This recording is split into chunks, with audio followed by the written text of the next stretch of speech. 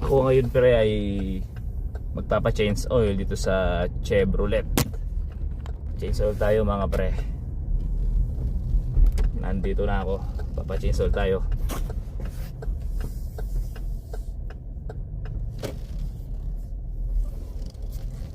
Na nga mga pre, ano?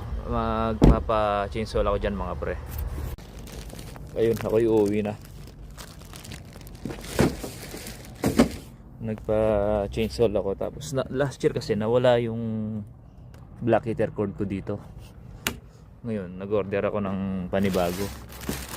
Ang presyo nito ay nasa 137, 140. Tapos pre, ano, yung change oil dito 95. Ayan pre, yung description niya, yung mga gulong, chinek nila yung gulong, yung lube oil, filter. Tapos bumili ako ng ano pre, yung black heater cord. Nagkakahalaga siya ng 153. Kasi last year pre, sinaksak ko dun sa parking lot. Pagbalik ko nawala. Kaya ayan pre, bumili ako ulit ng black heater cord. Nagkakahalaga siyang 153. Okay na. Alright, so good.